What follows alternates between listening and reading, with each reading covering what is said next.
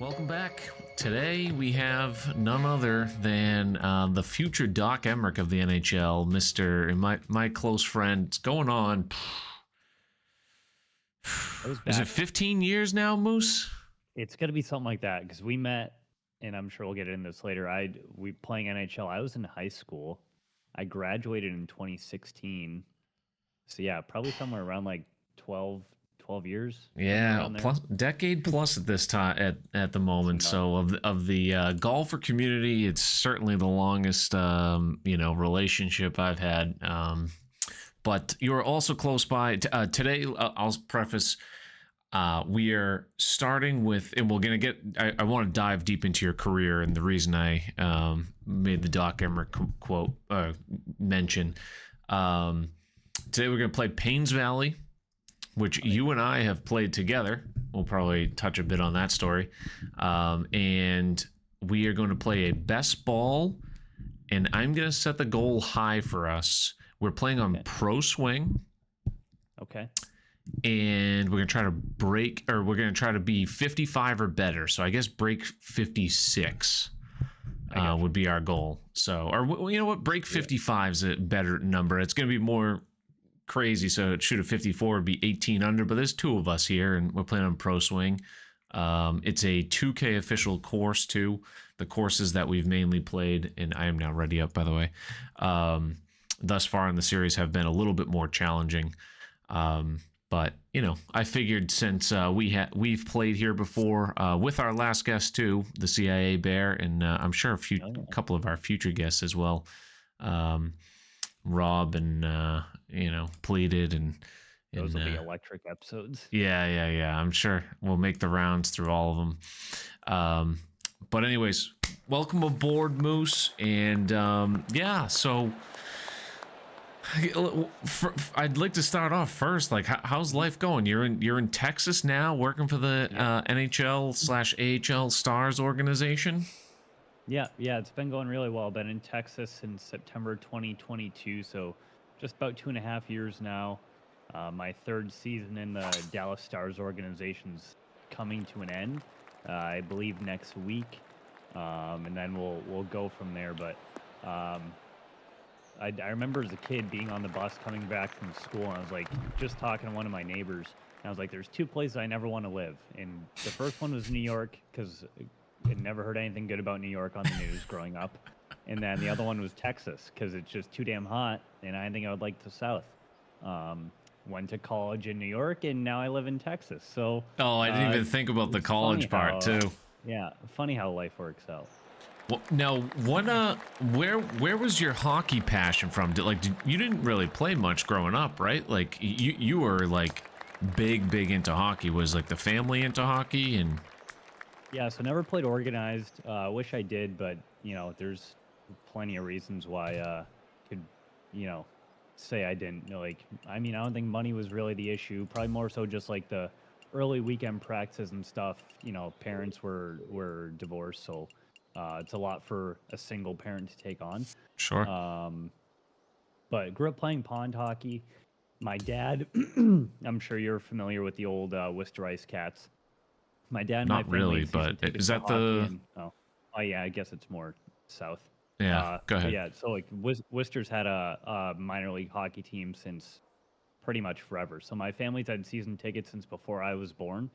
So kind of just grew up going to games, fell in love with it there, and really didn't know I wanted to pursue it as a career. I'd say until college, thanks to Jack Edwards, Doc Emmerich, those guys, and then the 2011 Bruins, the 2013 Red Sox, winning championships there, and just more so what sports did really for the community, especially in 2013, there after the Boston bombing, Yeah. was really special, and just really wanted to be a part of that.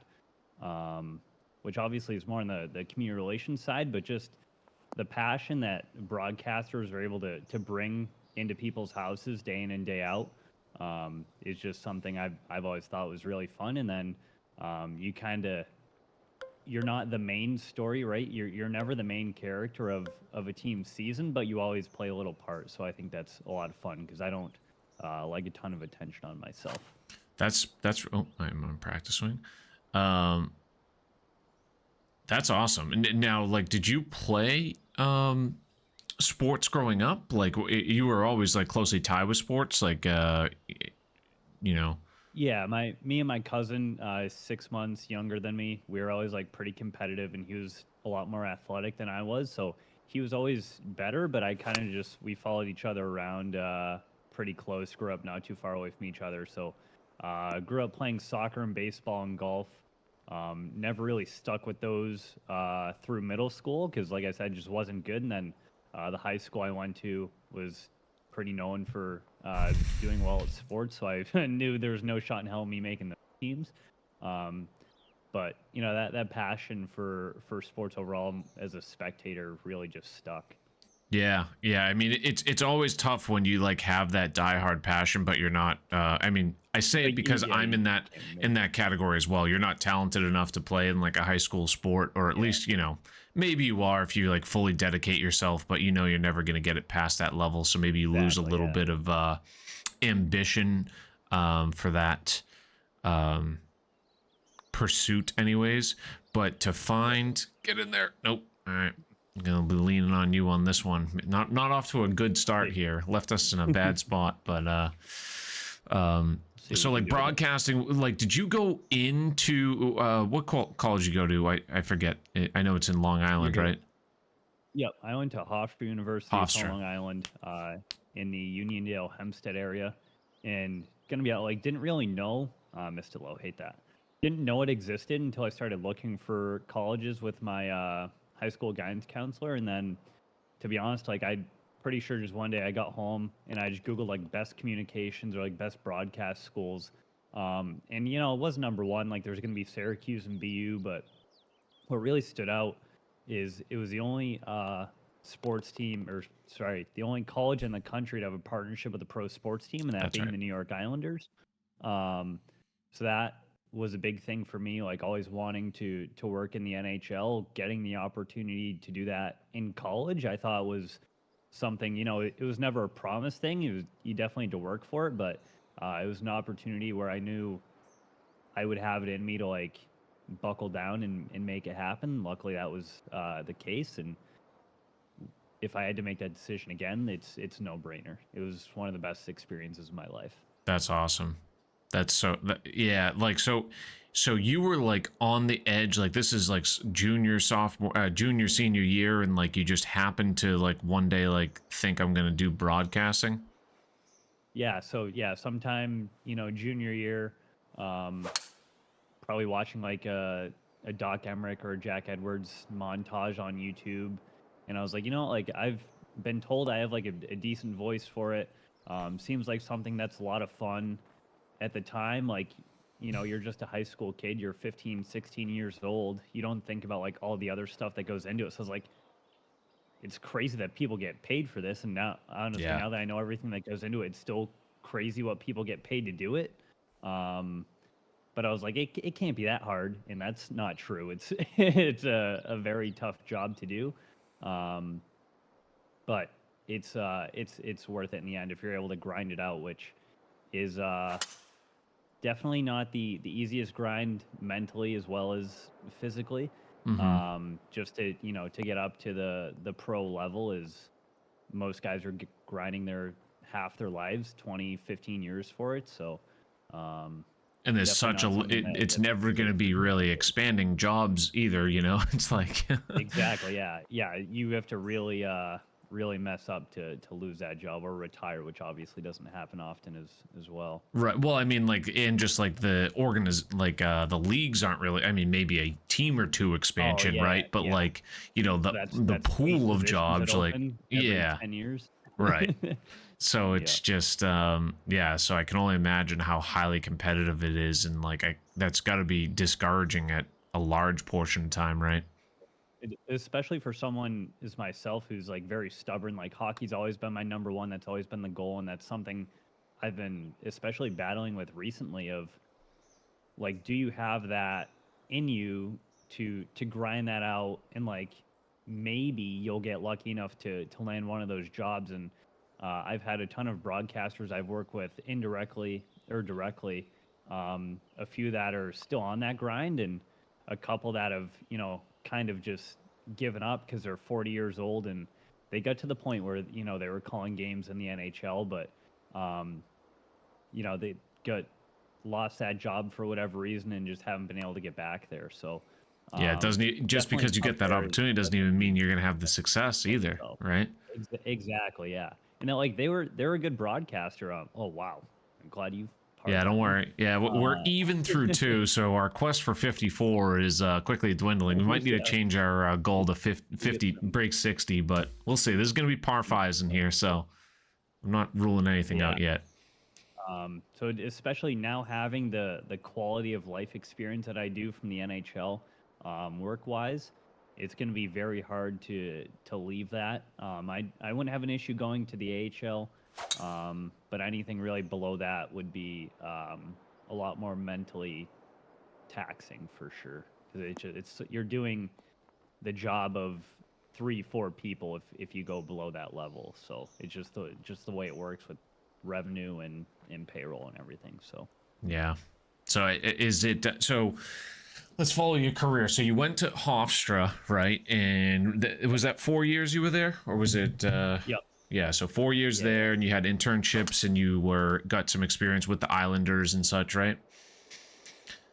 And then from there you went to Utica, right? Yep. Yeah. So graduated college in May 2020, right in the middle of COVID, where I met, most of our friend group. Met yourself, as we said earlier before that. Let's see, tie spinner here. Give it a whirl. So yeah, graduated in the middle of COVID. I moved back home for a year to save some money. Fortunate enough to be able to do that. Keep going, ball. Ooh. Stop. Mm-hmm. All right. So yeah, moved back home to save some money. Worked in retail. Miserable. Didn't like it. Never thought I retail? Would. I don't even remember. I worked at a Dick's Sporting Goods. Oh, that's right. I didn't know that. Yeah. Yeah, I had the truck operations shift pretty much. So it was like, because I don't want to deal with people. Who wants to do that? You don't have the discount still, do you? No, it's a nice discount. It's where I got this hoodie, actually. But yeah, so did that. Worked like 4 a.m. to noon shifts for just about a year. And then roll. We could have used it, Moose. We need something to break our way. All right, well, but we should be in for Bird at least. Oh, yeah. Yeah, from there, get a job in upstate New York in sales for the Utica Comets, so the Devils farm team, which is where I met some fantastic coworkers and friends. Still talk to those guys pretty much every day in a group chat. And then one of my guys who taught me a lot about broadcasting, Jason Shia, who I mentioned earlier, formerly with the Utica Comets. He also called some games for the Carolina Hurricanes over his career. So just a really solid dude, and definitely gave me a lot of advice and pointers I needed. It was when I was in Utica, I was in sales. It was inside sales. Didn't enjoy a lot of it, but parts of it for sure. But the other nice opportunity I had when I was there was to call junior games. So kids that are 15, 16, it was like a National College Development League. NCDC was the abbreviation for that. So it was an experience. It was my first time ever doing play-by-play for hockey. So kind of got thrown right into it. The only material you're given, like broadcast-wise, is a line sheet if you're lucky. So I had lines for both teams, heights and weights for the most part, and if they were a college commit, and that's just about it. The other information I got would be from coaches' interviews, which I would do pregame, which was a good experience. Luckily, didn't really go into that without any. I'd experienced doing that in college, so that helped there. So I was definitely comfortable in that. And then was able to grow as a broadcaster doing those games. It's gonna be so hard. First time calling hockey and then doing it solo too. So I didn't have a color guy. I'm just going the whole time. That's crazy. Now, did you it's gotta be so hard. Did you obviously you're very knowledgeable in I'm sure you consumed so much information. So you just started picking up nuggets over time. But I'll dive into that in a second. But you must have I think this is gonna get there. Like, did you watch replays and like call a replay to yourself type of thing to practice play-by-play? Like, how do you practice play-by-play other than actually doing it? Yeah, I mean, there's really no way other. It's like, not sure if you're familiar with Tom Cairn at all. Yeah. But I had the opportunity to connect with him because his kids went to the same high school as I did. So had the opportunity to connect with him early when I was in college, and like him and a lot of other just Deep. guys in the industry. Like the only way you can really practice play-by-play is like as dumb as it might feel or sound. Like if you're playing golf, you know, like we are right now, like do a play-by-play of that. Turn the commentators off, do play-by-play of that. If you want to get into baseball, MLB The Show, I used to do that with, you know, just in my room as a kid, doing that. And then if you're just going to like a minor league sporting event, it sounds dumb, but like take your phone for an inning or in a bat, take a tape recorder and like record yourself just doing play-by-play. Get comfortable with it because it only gets easier as you go on. But that's really the only way to practice that, and just yeah, like watching your old game tape and stuff, and like critiquing yourself, sending it into other connections you have to, you know, get their thoughts on it, and that's definitely the biggest way to improve. I mean, it's going to be hard enough as it is, even if you have a color guy by your side. But I mean, to just try to do it by yourself, that's just like, it's like hosting a like solo radio talk show almost. But I mean, the script is, exactly. You have no agenda really. It's just, you know, you're talking about the, you know, the unwritten script really. And damn, that's, I feel like I've tried to do that like once, like to a couple minutes, just because I at one point actually had similar passions, but I kind of gave it up very quickly. And it's tough because you're scared, the overcoming that fear of dead air. Like you need to know when to let it breathe. And like not constantly be like like you're very well spoken, and I know that's personally, like, I'm constantly struggling through words when I'm filling dead air, and it's just not, it's even conversational, just, talking to people at work sometimes. And it's, I don't really necessarily have a fear of talking to people at work, but it just, it's a natural instinct. There I go again. Yeah, that's the biggest thing that, especially in broadcasting, if you're doing it solo or even just like other stuff. I mean, it's not as relevant to you anymore, but like going on dates and whatever, like never be afraid to like leave, a little silence in there. It always, on a broadcast, it'll always sound worse to you because you're kind of in your own head calling the game of like, if there's 2-3 seconds where you're not saying anything, like it sounds totally different to you than it does someone listening, halfway across the country, where it'll just sound totally normal. Right. Yeah, that's definitely one of the biggest things I think anybody has to overcome. Vin Scully was kind of famous at that, wasn't he? He just let it breathe, or like, I'm sure there's tons of announcers, but especially if there's like a big moment, like team wins or something like that, you just got to let it breathe. Exactly. Yeah. Playing, like, obviously you're gonna have a crowd there for the most part. So yeah, like you said, letting it breathe, like the big plays, just knowing how to react to those. And like we've all seen, the generational goals of like the broadcasters for the most part do a fantastic job of like they'll score the goal or they'll hit the home run, and then the only thing you hear the next 5-6 seconds is the crowd's reaction. We just par to par 5, Moose. We might need to be breaking 70. Goodness gracious, we stink. Not that I expect it to be good, because I definitely stink, and that's why we're playing on pro. But I was gonna say, this is my first. I'm forget exactly when season 2 came out, but this is my first time playing in season 2. So. Yeah,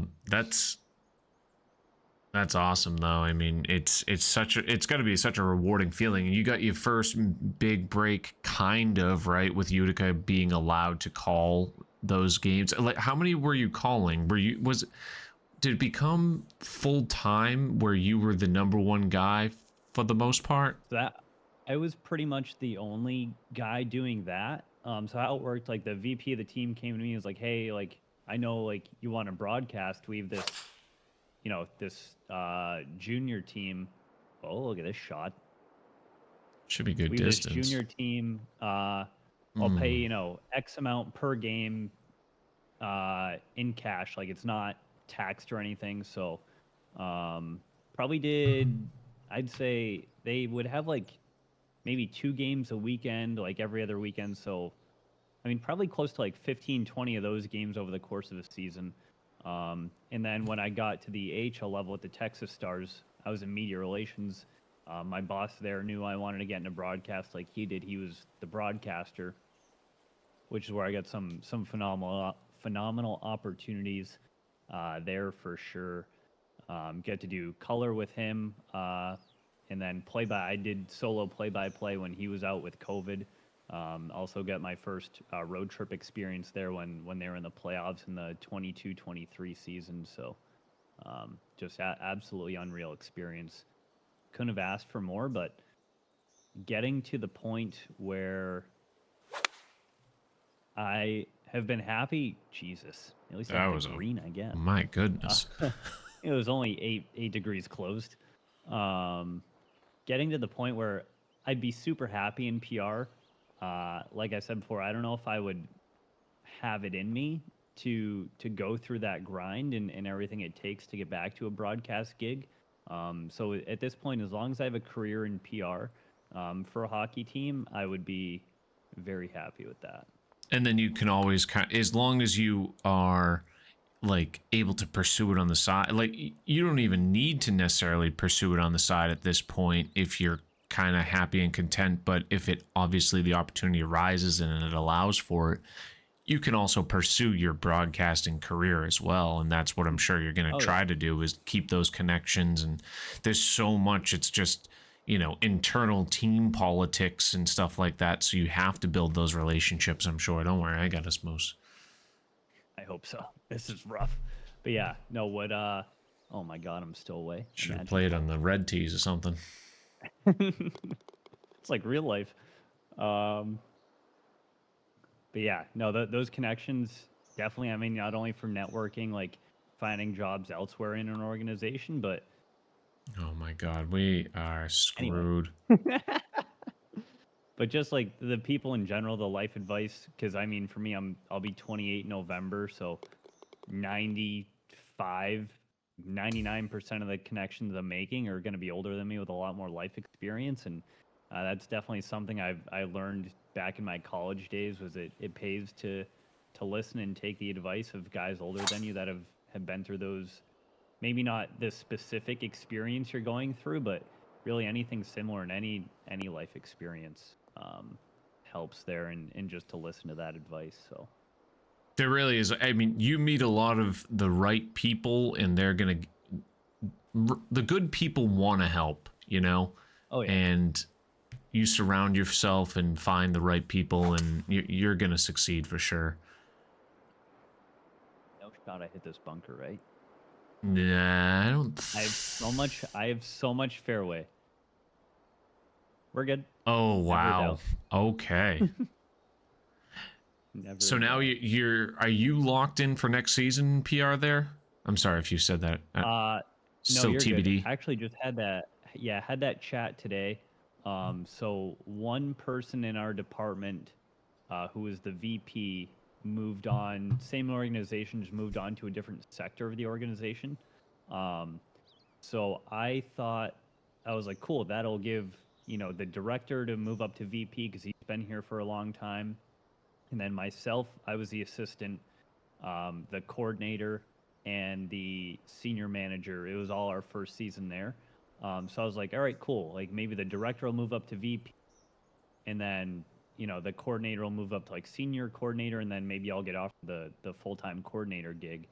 But after chatting with him today, it sounds like they're going to try to run it with just a director, a senior coordinator, a senior manager, and a coordinator. So I'm sure if I want to come back part-time and have like the same exact role I had this year, then that's definitely, a possibility. But I'm kind of just playing it by ear right now. See what opens up. I know some stuff will open up here in the next 2 weeks across the league.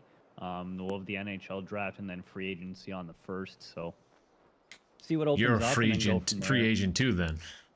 Yeah, exactly. So gonna email and reach out to the 31 other PR departments around the league in the next couple days, see what they, just, touch point email kind of. Is there a tampering period you have to worry about? Luckily not. Not that I know of, at least. I guess we'll cross that bridge when we get there. So. So at the very least, you have your current role locked in for next year, it seems?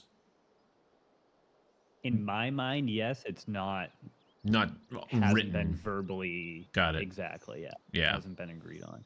And then with, like, the other thing that's not an issue, but an obstacle, I'll say, is my lease. I started on August 31st of last year, so that'll be up on August 31st of this year. And I actually just got the email earlier today that's like, hey, just want to let you know, here's the renewal prices. Like, if you want to renew with us for your apartment, like the terms and the rates there, you have 60 days pretty much before your lease ends to let us know, which by my quick math is about 2.5 weeks.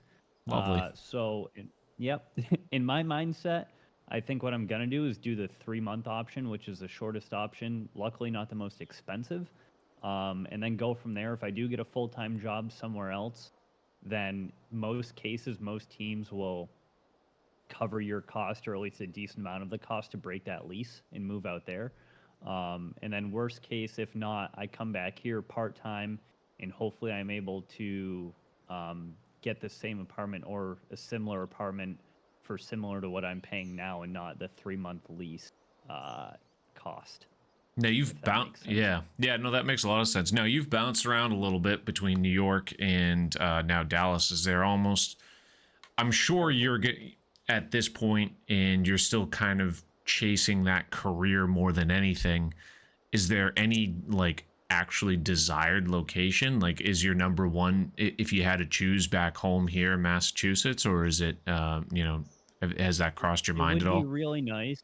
A little bit, not a ton. Like, there's definitely still parts of the country I'd love to explore, like the Colorado area. I've enjoyed Texas more than I ever thought I would. I do miss the seasons a little bit. Being able to golf in December and January is great, but then, like, days today, it gets up to like 85. Hell of a putt, bud. Needed that. It gets pretty nice, when it gets up to like 60, 70 in like the winter, or like the fall, I guess. And it never gets super cold, but then there's going to be a stretch of 100 days where it's over 100 degrees. So that gets old pretty quick. And everywhere has its pros and cons, right? But would love to explore the country a little bit more. I'm not too dead set in a spot right now I would settle down. I'd say it just depends on work, like you said. But definitely wouldn't hate finding myself back on the East Coast, as long as it gets a little bit cheaper to live there. Yeah, you ain't kidding, man. Ugh. And then forget it if you're, well, I know you're going to be getting an apartment because nothing seems like too permanent at the moment, but if you end up trying to buy something, the rates are through the goddamn roof. It's just insanity. I have a friend who's this software. Like I went through that a little bit with the car. Yeah, that too. How is the car? Do we get a final resolution on the car? Everything that was repaired by Kia in the last couple weeks, they had the car for about 2.5 weeks. Everything that was fixed was covered by the warranty. It's ran great since then. I've taken it back to the dealership I bought it for the oil change. If anything in the future arises, in the near future, I'm going to take it back to the dealership I bought it from before doing anything else. But as far as it goes right now, it's driving like it did when I drove it out of the dealership. So couldn't have asked for much. Did they say what they did? Yeah, there was a piston ring recall, like an oil ring recall. They replaced the I think it was ECM, which is like some electric control module in the engine, which I think had to do with it shutting off when I would come to a stop. What else did they do? Oh, the cam position timing. Laundry list of items.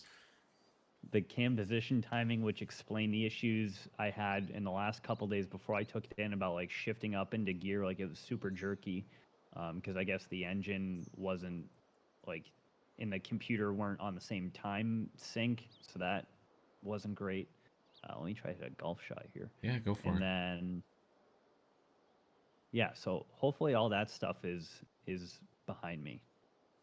My God, I mean, yeah, trying to navigate that when it's just you, you know, I mean, you're struggling to just get that job that you want, and then obviously it's, you know, I'm sure, you know, financially it's a pain in the neck too. It's not like you know, it's easy to compensate from. So go ahead.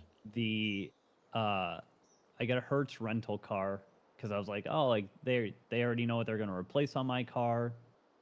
Ideally should solve the issue. What's the, you know, how often do you take your car and they replace 2 parts and that still doesn't fix the issue? So did a Hertz rental car, found out Kia would cover, you know, $45 a day or whatever of it. I have it in writing multiple times. Hertz, you know, also said, you're like, yeah, we do that, whatever. That still hasn't been done for some reason. I have the charge for almost $2,000 on my credit card from Hertz. Oh God.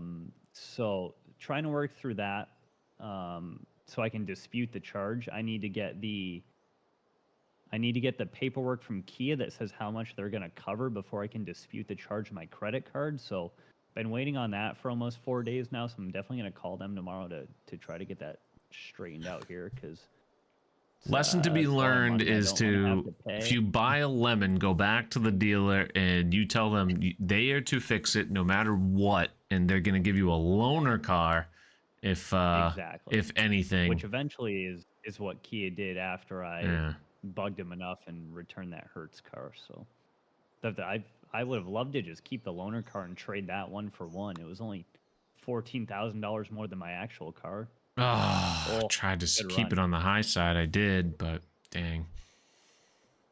Yeah, we're going to be chasing breaking 60 here, and that might even be a stretch, but I think we're 2 under through 7. So, golf has not been there. Turn on here. Speaking of golf, so when did you get into golf? So you mentioned in high school you played, right? So is it always been a passion? And your dad is a member at the golf course? Has he been there for a while? So he was a member at a couple like public courses around where we grew up, and like occasionally I would go with him to like his league nights and stuff, or we would just go out. Like I would go out with his buddies, and like, you know, when you take your kid, or like I'm sure you'll learn this pretty soon here with the boy, but you take him out to the golf course and like they're just riding along, they're not going to play, but they'll go out and hit a few balls. So like started that way. Really just fell in love with it from a young age, probably like 10, 12-ish, and then you get your first, you know, your USGA junior set. And it kind of just like, it was. What's a USGA junior set consider? Like you actually had something through the USGA, or it's just like you're talking junior clubs? Junior clubs. That was just the brand. Oh, okay. At least from what I remember. So that outside of hockey, that was definitely the biggest like bonding thing that me and my dad had, and then like my grandpa, my uncles, like they all played. So across the family, it was just something that like you grew up doing as a guy. Yeah, that's all. Anyone nasty in your family? My grandpa on my dad's side was really good. He's had like 3 or 4 hole-in-ones over his life. A couple, you know, he towards the end of his life like lived in Florida, so a couple of his names on the hole-in-one plaque are under like Lee Trevino and stuff, which is just really cool. That's cool. Yeah, he was definitely probably the best golfer in my family. My uncle is pretty good. And then a few, like, it bugs me because a couple of my cousins that, like, could just be, like, probably 3, 4 handicaps, just don't, like, they play, but not enough to, like, stay consistent. Sure. Dial. Get going. Dial. Ah, it's off the back. God dang it. Or is it not? Yeah, it's off the back. Remember when we were actually somewhat decent at this game, or well, like not 25, but I like was gonna say not 25. the Golf Club 19 maybe Oh, back so in our much fun. Yeah, heydays. yeah. I'm so grateful that you got me into that. Like right around the time COVID started up too. Like we were just getting into Twitch. We met Pleated. We met all those guys. And you're like, hey, like this TGC 19 game's on sale or whatever it was at the time, like the golf club, and you're like, you should get it. Like, think you would like it. So like I watched you play it a few times. I watched Casanova play it, and I was like, you know what? Like, yeah, why not? It's on sale. Like, it's worth a shot.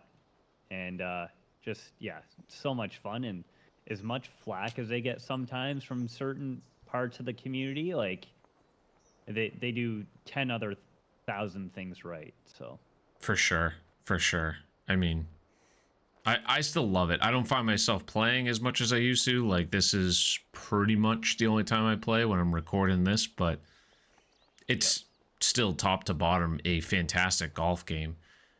I just have lost the competitive drive, really. You know, it's just more. I want I'm the the same social way. drive, and it's similar to a degree my real golf game. I do want to chase better scores and lower my handicap. However, I realize the infrequency in which I golf and having any sort of expectation, much more than maybe getting lucky and slightly improving, is going to be a bit of a challenge. I do go to the range a decent amount, and last year I took some lessons, and I do want to try to get some more lessons. You're in for birdie? Okay. Yeah, birdie, par 5, cool. Might be my So first birdie. yeah, legit. Yeah. Every other guest thus far has, I think, helped on the golf much more, and I've been the one that's been holding back. But let's take a quick peek at the scorecard. 1, 2, yeah, we are 3 under par through 8. Not great there, Moose. Let's try to break 59. That's going to be a tall task. However, we still have 10 holes to go. Yeah, no, I always loved golf growing up. Much like yourself, like we used to be around the same mark, I would say, probably within like 4 or 5 strokes of each other. Still think we still are, unless you got a lot better. Oh, probably. Oh, hell no. I haven't golfed since November. So like that's the funny thing about like living in Texas. Like, oh yeah, like it's gonna be so much nicer. Like I'm, gonna get to golf so much more, and then you're working every time it's nice out, and you have a part-time job at a golf course, so you're working there every time you actually want to golf. I've played a par 3 pretty consistently, not recently, but compared to 18-hole rounds, like I've played maybe like 3 in the last calendar year, which is really sad thinking back on it, but hopefully that changes pretty soon. The social aspect is a huge thing. I don't really want to go out there myself, you know? Oh yeah, no, same. It's like, tough. I need people to go out with. And you go when you come home and like see me or your family, and or like we had our golf trip here, I'm lucky I have a group of friends around here that they frequently want to go, so I have probably a half dozen to a dozen people that could potentially go. Obviously tracking them down, nice shot by the way, is another thing, but it's unless you're like super diehard into it, and which to an extent I am, and have a lot of time to kill, it's tough to just justify a solo 18 round by yourself. I'm not the most like social person. Like 90% of my best friends that I didn't meet through work, I met online gaming. So like I haven't met many people on a golf course that I don't think I would get along with. So like I can't really use that as excuse, but yeah, it's like I don't know. I don't have an extreme desire, as much as I would love to improve my golf game, to get out there and do it like solo. There we go. Oh, look at this guy. Oh, I haven't seen that little Sully. All right. That keeps us on the right direction. Oh, Match my bird? No. Good thing I made it.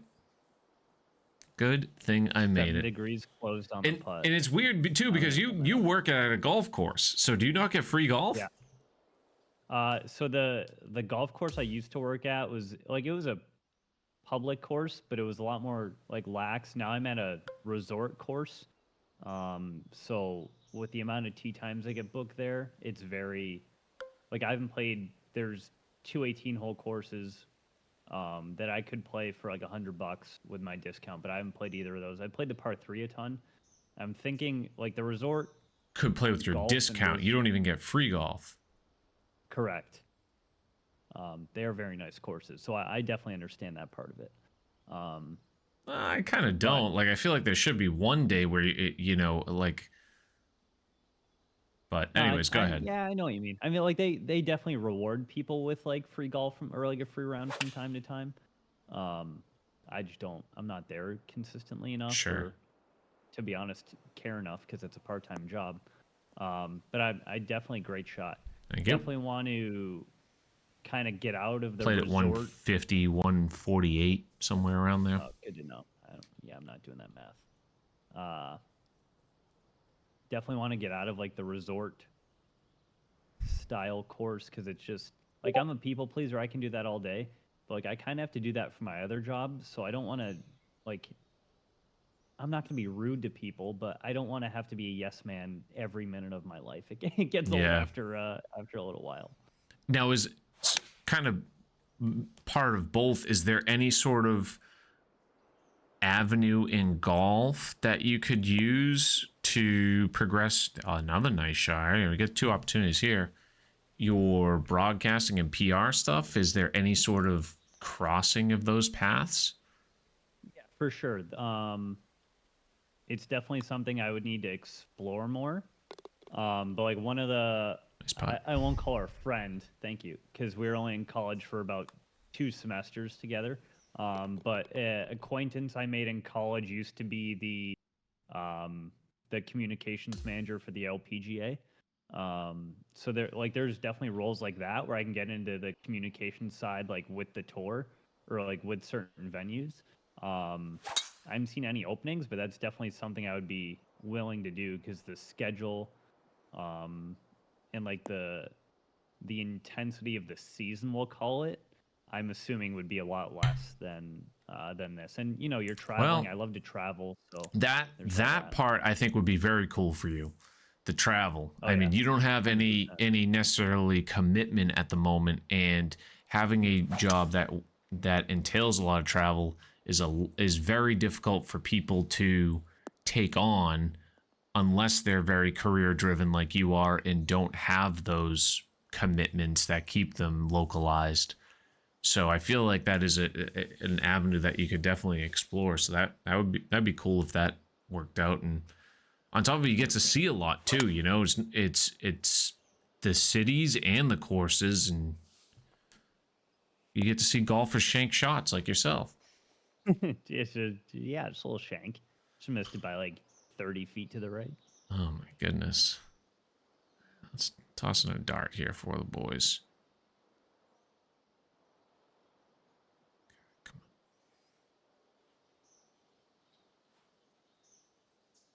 on.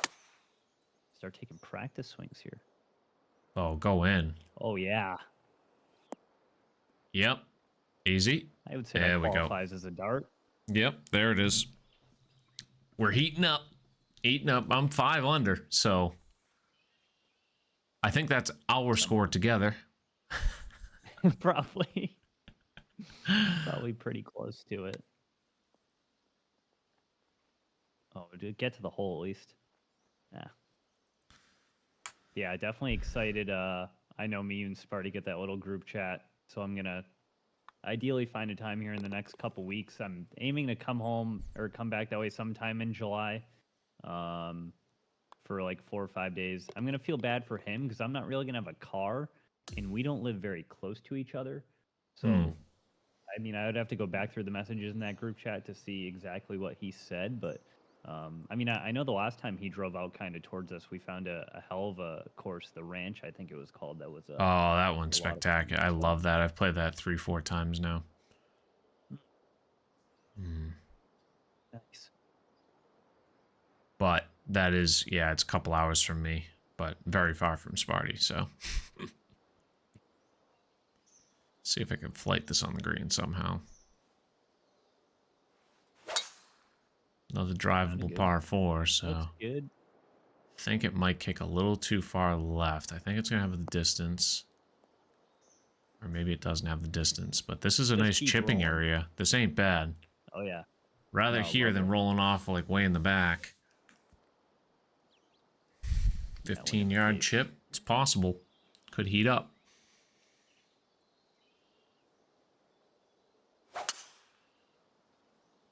So you're open for... That's all right. I tried to overpower it. Oh, you need to overpower your driver. Do you use 3-wood? No, I had a driver. Oh, I don't have any power fittings on her. Oh, okay. So you're wide open for your next career steps is ultimately what it comes down to. Yeah, exactly. That's good. And now you exploring other sports out, like, I know we just talked golf, but like, are you exploring baseball and everything? This year will be the first year I'm opening my search to other sports. Because I'm just very stubborn and dead set on hockey, but we'll see where that goes. To be honest, I don't think I'd want to work in baseball because of the length of the season and stuff. I know nothing about basketball. I have nothing against it, but I would be, I think, more open to working like in basketball or in football, even racing or something, like soccer, and like try to learn a new sport as I go. Because that's another thing my boss was talking to me about today. Like, he's never been a hockey guy. Like, he was a basketball guy. He used to work for the Spurs and stuff. Nice shot. Sit down. Thank you. He used to work for the Spurs, and now he's been in hockey for 13, 14 years. So definitely open to that because it can open a lot more doors. Well, Jack Edwards, for example, like didn't he start in like soccer or something? Yeah, I don't think it was hockey. I can't remember exactly. So I mean, I think there's a lot of cross sport that comes into play, and it's more about the fundamentals of announcing and everything. Like you said, you could go in completely blind and just, I mean, obviously not day one call the sport, but research enough and watch like a handful of games, like, okay, I can call this, for the most part. Yeah, exactly. And you start to pick up the lingo, and there's probably a lot of excitement behind that too. Oh yeah, 100%. Like I never loved school. Like, go in for him. Oh yeah, baby. Let's go. Okay. Oh, fist fight. Oh, look at the little. I've never seen that. We need more like customization. Like, I love that, but imagine if you had like a emote tree like in Fortnite. Holy shit, that'd be great. Oh yeah, that'd be unreal. Or like even like Madden does, like with the touchdown celebration stuff. Yeah. At least a couple, that are pre-programmed. That I think that's the next step. That's the next step for them. But hey, kudos to them. I mean, we've come a long ways, from TGC 19 to here. That's true. Big uphill par 5. This one's a beast. The new sport thing for me, that'll be more in the field of just PR as a whole and not really on the broadcast side. Because like, I don't know, just being like learning how to write other types of press releases, or like how different sports do press releases, and honestly just like the culture of other sports. When it comes to like the locker room and the actual athletes, I feel like would be a lot of fun. Yeah. Good poke. Stripe that one.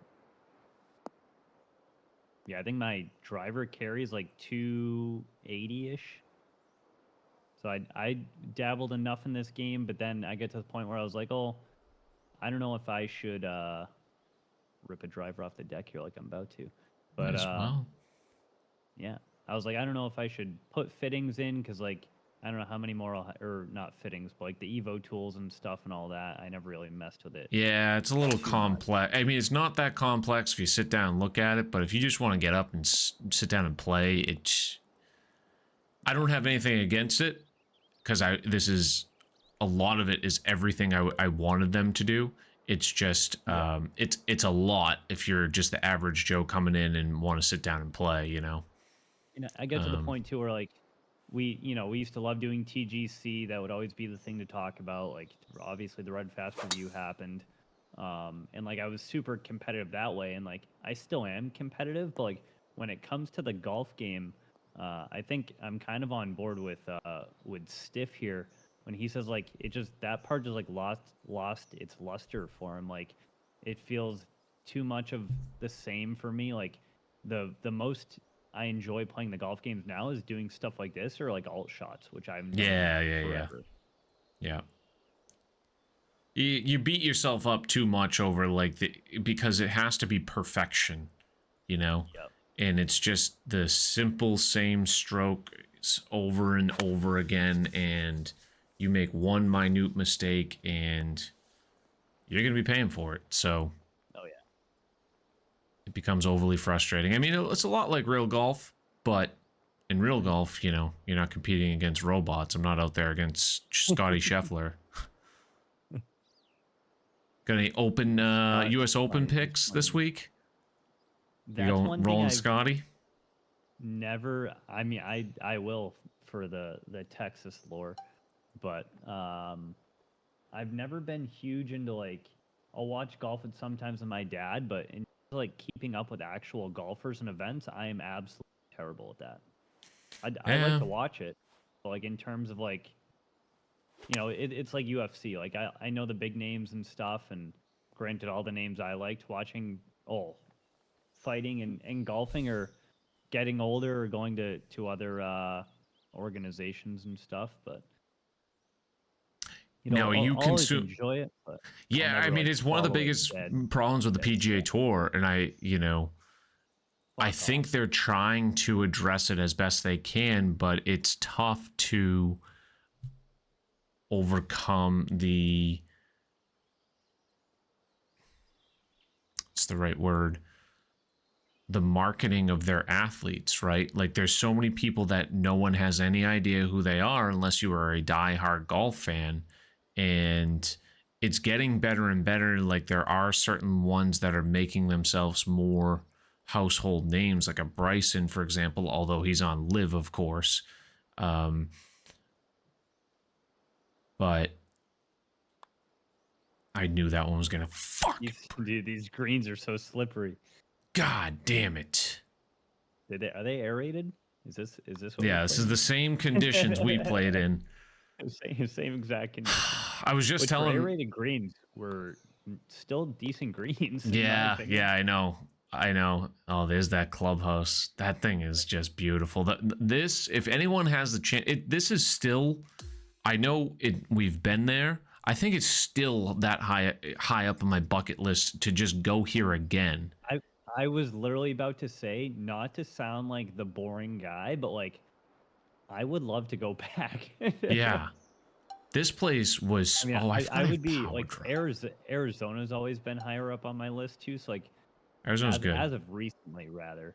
So like if that happens, that would be fun. But like this, if you were to build like a top 5, like you can only play these 5 courses, the rest of your life, or like you could only book these 5 golf trips. You can book them however many you want, like every year, right? But you can only go between these 5 destinations. This would definitely be one of them. So, I mean, the thing for me is it's not necessarily about the golf course. The golf course itself is very nice. The biggest part on the golf course aspect to me is it is accessible for all skill levels. Like it's not overly punishing. Like I don't want to go to Oakmont. Like I do, but like I have no desire to play. Like I stink. These pros are gonna be struggling to break par. Never mind me trying to break 120. Like that's not gonna be that fun. This one is very friendly, and on top of the friendly course, like the setup of that clubhouse, the staff, and how accommodating everyone was, like they would have wiped my ass if I asked them to. Honestly, I wouldn't. Yeah, that wouldn't surprise me.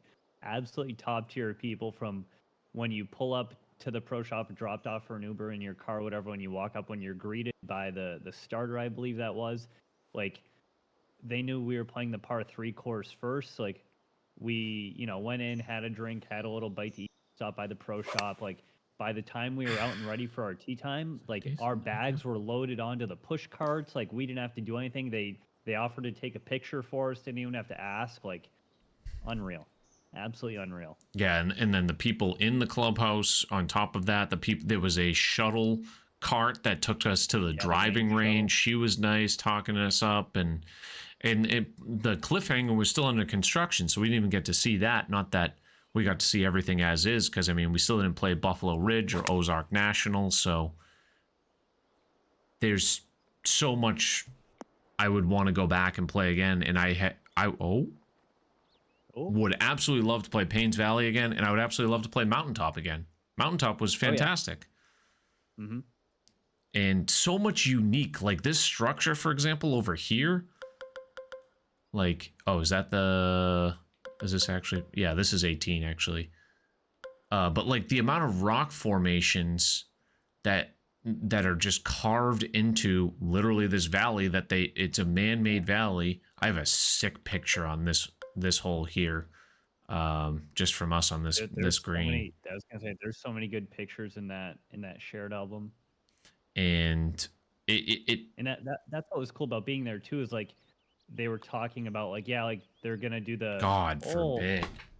Oh, they're gonna my build God. this part 3 course whenever blah blah, and like you can see them like they're literally building that part 3 from the ground up. Like when we were there, excavators and bulldozers and whatnot just going to town.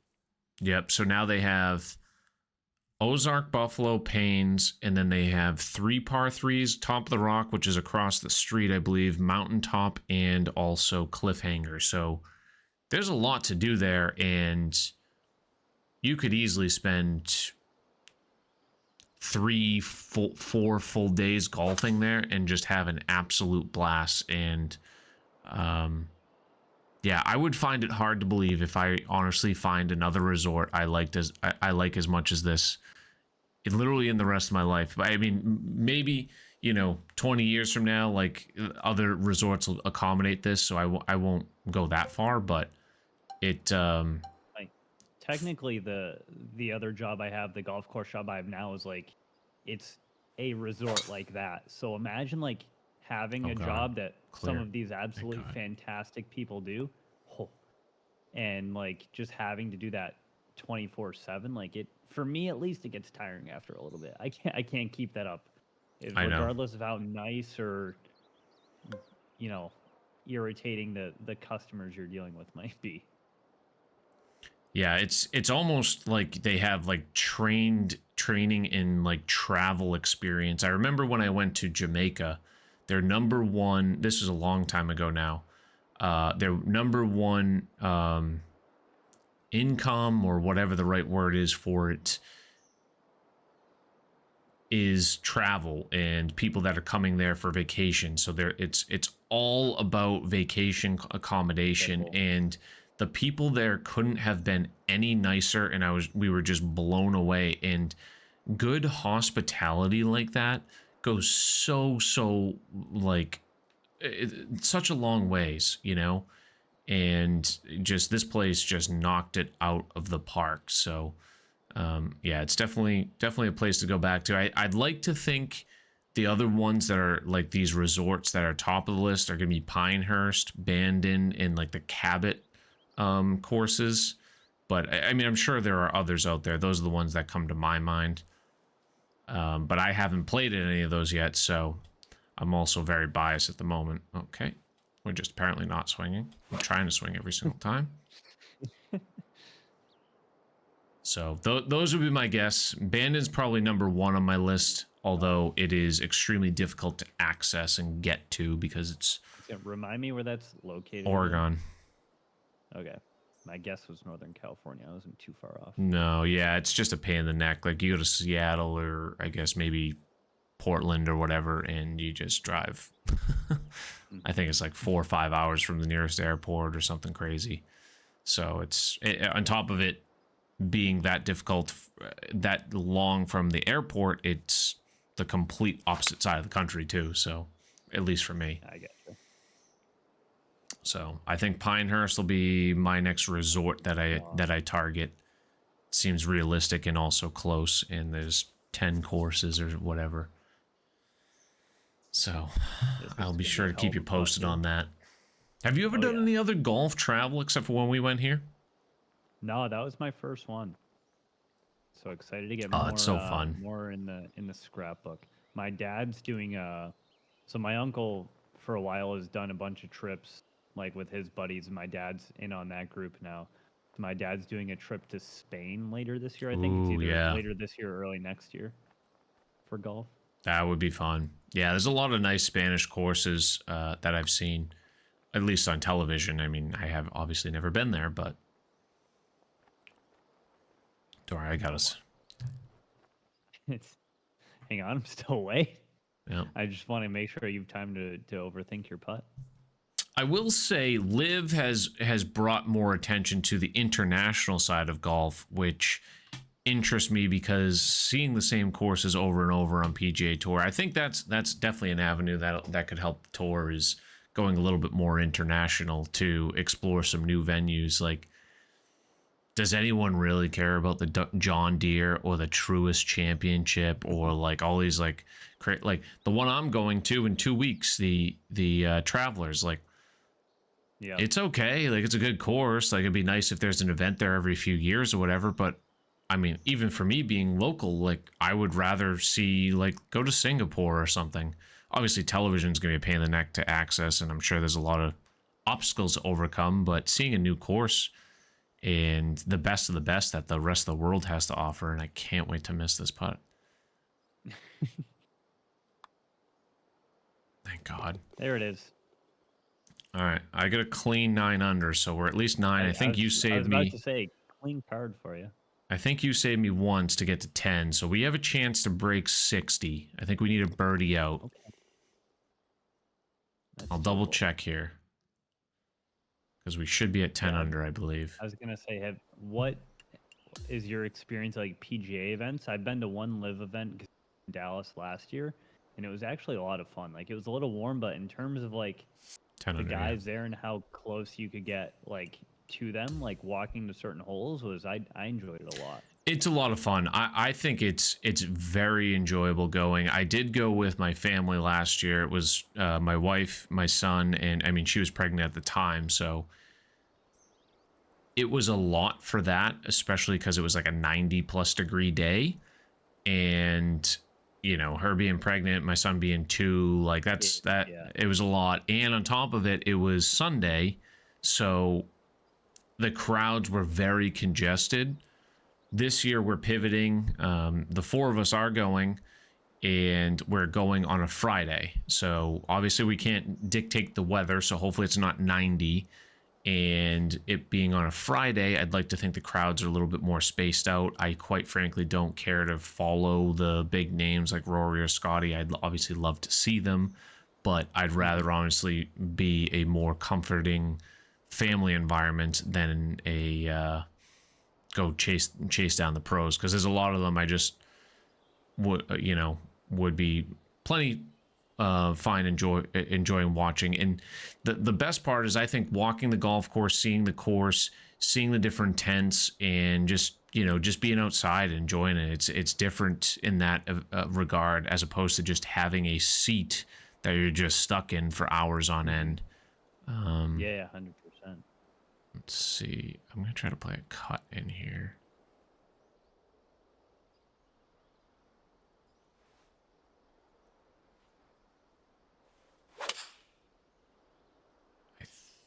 Oh God! Like the character likes it.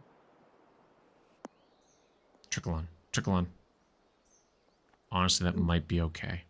So I would play that like 190, assuming you're directly into the headwind like I am. Yeah, just about. Let's see.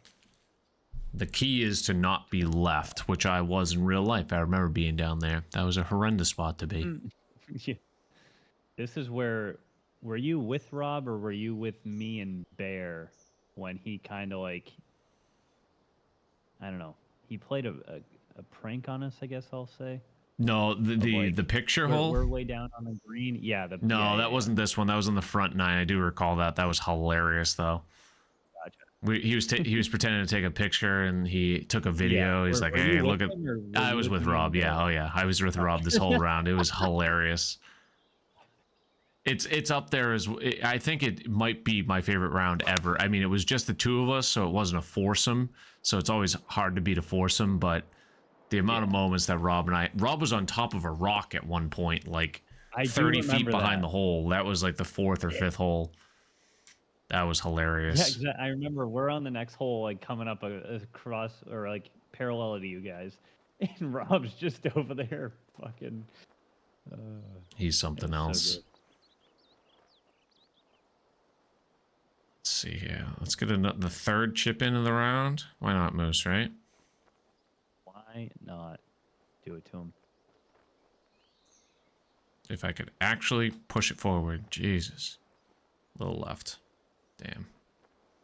Right. Might need you for par here. I tried to go for Say it. it. Yeah. Uh-oh. Yeah, this left side's treacherous.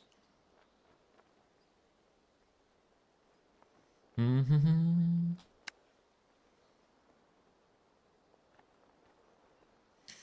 All right, well, that's why we're playing best ball, so we don't sweat the scores, you know? I do love this format, even in real life, too. I feel like at my skill level now, a 15 handicap, I do like a good scramble with friends. However, scrambles now I feel like have turned into just complete birdie fests, and like I feel like they really only apply to like everyone being 20 plus handicaps across the board for the whole tournament. Say, from like the whole and like working at golf courses when we have like charity scrambles or whatever, you're never gonna know who actually won. Right. Like there's always gonna be that one group or those two groups that, you know,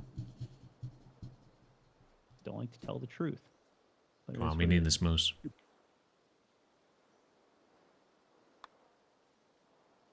Oh my god, we got a bogey, brother. World? In what world does that not break? I knew I should have tried harder on my second chip. I'm like, you're on the green, you're not going to three putt, but there we are. All right, well, so much for breaking breaking 60. It'll be a memorable episode. Yeah, but not for the good golf. Goodness gracious! I guess we can eagle. We have two eagle opportunity. I mean, what's the yardage on this? No, we don't have an eagle opportunity here. Birdie albatross. Because we're at 9 under. Yeah, birdie albatross. Or eagle left. Because 18 is a par 5. What else? What else you get going the rest of the summer, Moose? Yeah, it's really gonna depend on the job. These next couple weeks. Yeah. Hear about the job search and go from there. But hopefully some golf. While I'm still down here in the good weather, hell of a drive. Then, I mean, it won't be. I don't think it's gonna be too long of a break for me because it's already what, June. It's already early June, so jobs should start getting posted in the next couple weeks, and then hopefully I'll know what's next in hopefully about a month or so. So I think I heard about this job in like early August. Or like late July, so it's not too far around the corner. You find time for just working. You find time for any other hobbies? Like what do you do when you're off work down there? You still going to the bars and hanging out with coworkers, or? Yeah, occasionally me and my buddy have this one little husband and wife brewery that we like to. What in the world kind of swing plane was that? I didn't know where you were going with husband and wife. Then it went to brewery. What's up? yeah. Hell of a shot, Moose. All right. Thank you. So we do trivia there every Thursdays or bingo every Friday when we can. So it's a lot of fun. Want to get back into, before I had all this car stuff and other expenses, I was about to buy a new guitar because I grew up playing guitar a little bit, electric guitar. And then I found this one on Guitar Center, acoustic on sale, but didn't pull the trigger on it. Now I just need to save money. So eventually getting back in guitar. You got the vocals going too? I can only imagine you on the vocals with the guitar. There's a new career. I don't know. I just sing in the car. We'll see. But no, yeah, I've always loved live music and and stuff like that. I wish I stuck with practicing guitar growing up because it's not gonna be the easiest thing to get back into it. That's for sure. Yeah. That's one thing I always wish I got into was either guitar or piano. Those are the two instruments that stood out to me, but slightly did for piano, never stuck with it.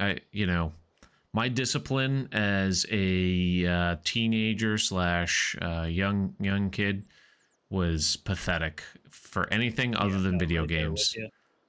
I almost wish video games weren't invented until I was in like college. Save so much money too on Ultimate Team. Get in there. Bang. Do it. Oh, yeah. All right. Tossed a double bogey up there because I was just trying to let you take that last hole, which I did, but just with a bow. Yeah, I didn't come through.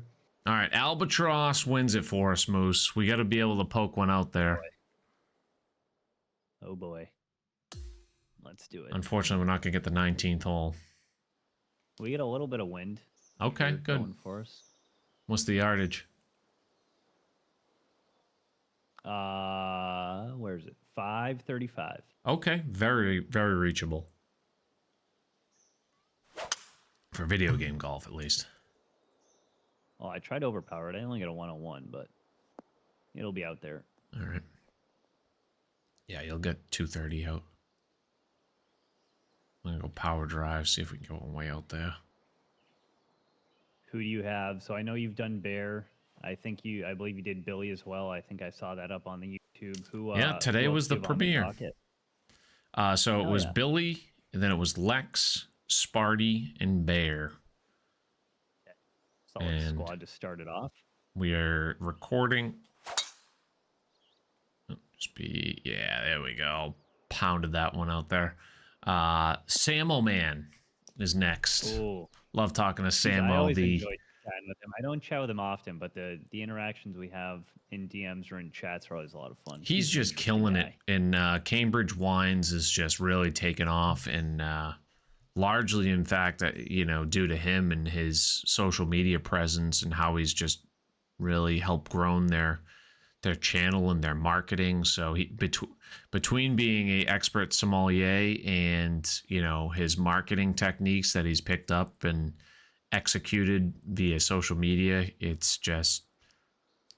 seems like business is booming down there. So I'm very interested to hear more about it and also learn about how he kind of got there in the first place. I know obviously more about the last few years, but all right, here's our last hope. Well, good luck. Ugh, this pin placement isn't friendly, but we're gonna try. I know. So I was in between. I just tried to overpower my iron there. So up 24, we're gonna say playing 219, tailwind, uphill. So let's go like this. It's gonna kick we're gonna play a little bit of a cut.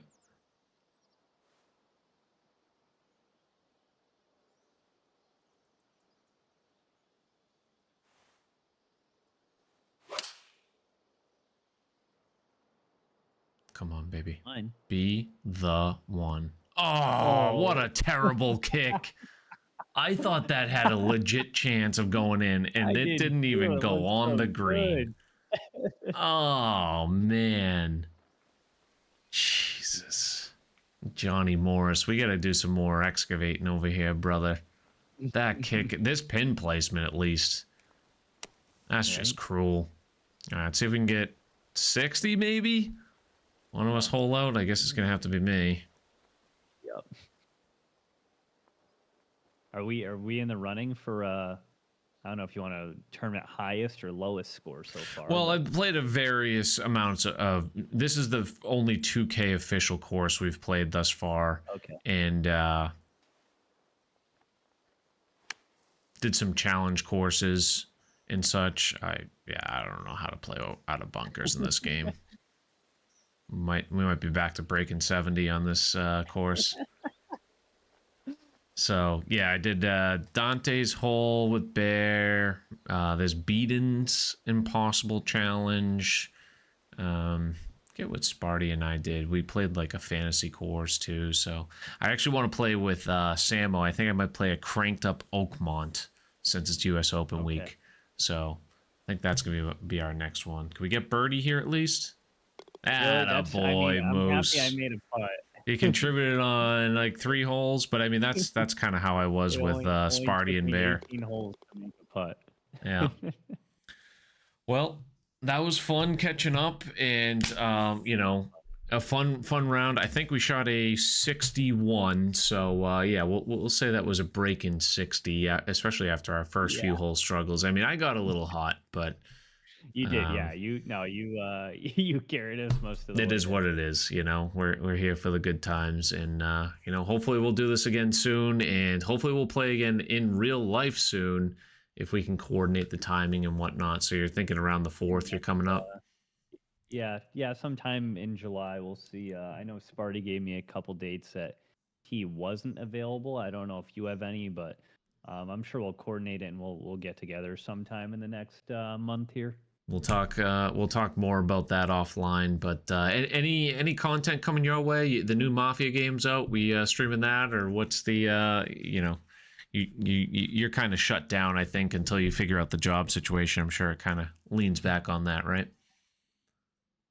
Content watching Pleated Pants was live on Twitch for the first time in a little while the other day. Getting married in I think 11 days now, so excited for that. Been popping into Bearish streams. He's doing Warzone every now and then, which is something I never usually enjoy, but he finds a way to make it fun. And then just your YouTube content. So yeah, just supporting the boys and not punching out anything myself here in the near future. But if that changes, I'll definitely let you know. Sounds good, Moose. Well, thank you very much, and that's gonna do it.